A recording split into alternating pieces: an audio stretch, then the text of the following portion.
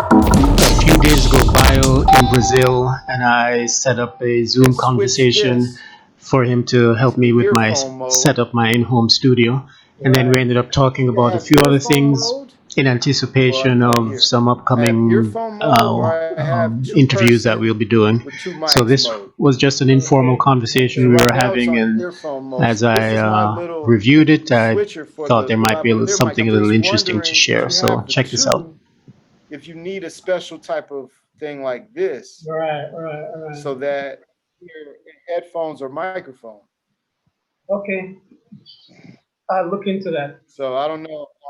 I don't know the company as well, but this was the iRig. Um, you know, just either Okay. a connector that you can get, adapter, or Right. Right. Right. or Cool. Cool. I'll look into that. What's the brand iRig, and what do you have the a link? yeah, this was the iRig iRig Lav. Mic Lab. Okay. All Yeah, it's right. the same one I sent you. But Yeah. Yeah. Yeah. this Power DYs is this right here. This box, it says it comes with a connector. It says it comes Uh, with a Y connector. Did you get that yeah. one? I'm gonna send you the link here. Okay, so that's not working with a headset. Right. So And you apparently don't. that only with two microphones going in. Yes. Apparently, right. So that's why. That's why I bought this. That's why I bought this. Ah, That's supposed to have an option for mic and a two ring for the speaker and three ring for the microphone, but it just doesn't got seem you. to doesn't seem to work. All right, I'll figure That I that don't know, man. out. Okay. So at least Well, with the yeah. In terms of everything else, did you notice anything else regarding the whole situation that you find to be really important, other than just keeping an eye on everything before we get off um, here? you mean the pandemic thing situation? Yeah, well, just everything. I mean, in general, like business wise, money wise, people are going to be still working from home, and online business is only going to keep increasing Right, right, right. in terms of that. So I'm Um, not sure. I'm not sure what you're asking. what I'm asking is there anything else that we didn't cover since the last time we talked that might be important for us to just maybe think about as we like until we talk again, like in terms of Right. planning out what we want to do. Like I just feel like what we're gonna do for the most part is just show people skills and basically how to do online business the best they can, whether it's Right. publishing, whether it's writing, um, and different things, marketing, selling, Um, you know. just the focus on YouTube. That's something that I'm going to be doing more of, making sure that Okay, the YouTube channel okay. is tight, that all of the um, strategies are in place to encourage the subscribers. That's why I spent a little money on the new, developing the new intros to make them more professional. That's why I spent Oh, okay, okay. money on the lighting and everything, just because I think that's a very, very important aspect The of the visual whole component. pandemic. With YouTube. Uh, Right, right. I The also infinite think screens. I also think there's going to be a backlash against Facebook. So I'm encouraging Backlash against Facebook. in what way? From the people? Yeah, from people. I I Why do you say believe, that? well, it's already started on some level. They're talking about breaking Facebook up. It's just it's too much control, Oh, yeah. It's too and much control. Yeah, yeah. I think as an entrepreneur, it would not be wise to rely so much on Facebook because if for whatever Right. reason it goes down, that's why I still maintain an email list. Um, Yeah, yeah, I practice. got you. One of the things that I would encourage people to do is make sure that they can still communicate with their followers if Facebook were to go down. Or, Got you. Okay. or just, Those are some important topics that we could talk about because a lot of people are relying on Facebook advertising right. for a lot of their business. And it's kind of like a lazy way. They're like, oh, just pay Facebook, and Mhm. Facebook controls the whole world. So they can Right. just find my people. And Mhm. so if they're not So, used to these older guerrilla skills of marketing, right. they could be in trouble if they're Right. just relying all on Facebook. Exactly, exactly. Because I just never like the concept of being too dependent. As I always say, if your plan relies too much on one person or one entity for success, then it's a flawed plan. You can't Yeah. put all your um, success on, Eggs in one basket. you know, Facebook or even YouTube. It has to be spread out so that you can still, and email is still, I think, the most or the least, it's still a general enough way of communicating that it's not under the control, the way Facebook is. I know that didn't come out right, but basically, I still think that email, for those people who check it, Mhm. is still a less controlled and less regulated. When I post Mhm. something on Facebook, I have a page that has 1,000 subscribers, 1,000 followers. So when I post something on Facebook, I'm lucky if 40 or 50 people see it, which is good. Yeah, yeah, yeah. And it's a Yeah. They good want you to business pay. model, good business model for Yeah. Facebook. But so whereas if I send an email, sure, it might end up in the spam folder, but at least it gets directly to the person who I want to send it to.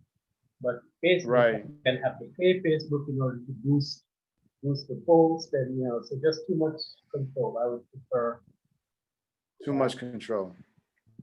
yeah, Yeah. Okay. So those are just things to think about. Then maybe we can do. I'll brainstorm some ideas. Probably a series on different marketing avenues that will be able to withstand whatever changes happen right, right, right, over the next year or two. You know. right, And obviously, email is a big one. Video is a big one. Regardless, even if it could be YouTube, but it could be any kind of video that hmm, you're doing, stuff like that. right.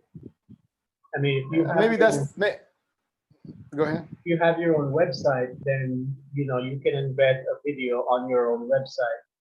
Granted, Right, right. platform, and it's easier, but you shouldn't have all your content sitting on YouTube servers, because once it goes down, then you have nothing.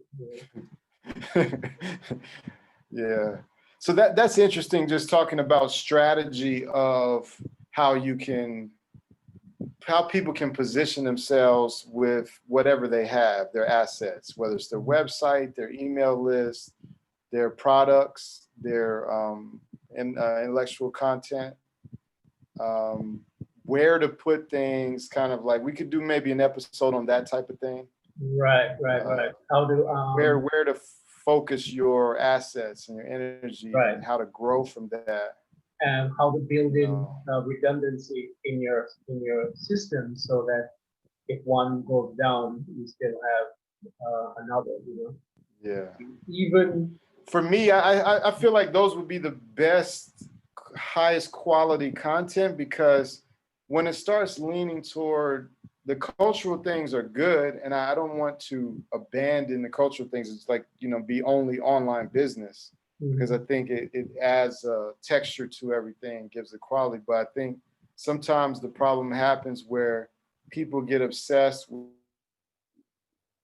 with the cultural stuff that they forget about these systems and mechanics Right, to do One of these the type of things that came things. up during the There's a lot in conversation it. was whether we actually tailor We got cut off. our presentations That if to I any put that particular out there, group, that's what I'm going to whether start bringing in. based on ethnicity, You religion, know. or anything like that. So I know that by anything I do, just by nature, anything I talk about or do, is going to be just a little bit more relevant to black people because of who I am. You know, I'm mixed, but I mean, I'm a black person that they like, okay, this is a black guy talking about copywriting, but I'm not going to be talking about it with any less excellence than the white guy in the suit in New York is talking about copywriting. He's making like $1 million a year because that's the high quality level that I would allow my mind to be on as well. You see? Okay, So, I have a question for you. mhm, When you, and this may be something maybe really difficult to really perceive, but when you are in front of a room or when you are on camera speaking to a group, mhm, well, let me just speak for myself. When I'm speaking, being interviewed, or when I'm talking about my books, or when I'm doing a workshop or Zoom, I am not picturing a particular audience. I am mhm, not I am not tailoring my presentation specifically for any one group. I'm not tailoring it to mhm, for Jamaicans, I'm not tailoring it to blacks, I'm not tailoring it to white. I'm simply presenting mhm, this information. This is how this thing gets done, this is how you do this is how you do this. Now there are some people I mhm, believe and I have experienced who might say, who you can tell by the way that they present the information that they're doing it specifically to help, which is, nothing wrong with that, that's absolutely, fine, but they're doing it specifically to help. absolutely, So, for example, they may say, you know, yeah, you need to copyright your work because historically blacks have gotten the short end of the, so they'll throw things in yeah, the yeah, presentation that tells you that they are specifically trying to educate black. And again, there's nothing wrong with that at all. It's just not how I approach the world. And there are people who say I should. There are people who say I should do it that of way. course, yeah. I understand that worldview, but it's just not how I came onto the planet. Maybe I'm not as Yeah. progressive or woke as I could be, but I, I I'm not tailoring my presentation for any one group. That's just Well, and here's the thing too is when I always took in your information, it was always more of a self-mastery metaphysical experience. It wasn't because, okay, yeah, I mean, there's a comfort there. You're from Jamaica. right, We have a affinity in terms of, tradition or right, right. people from Africa, just Mhm. like your poetry or your post, something like that. There was a metaphysical connection Right. of my spiritual kind of like mindset toward manifestation or creating things or the creative mind, things that I was reading about metaphysics and stuff like that, that you might have been reading as well. And I saw your ideas matching with ideas I believed in. So that is universal. And I always believe that. As I said, that's just a And teaser of a so private that's conversation. kind of like, that's Bayo why and I I will be went doing a with series of Sons Chasing Success. official interviews for the coming year, so please subscribe to the channel and we'll notify you when we have those done and ready for viewing. Thanks.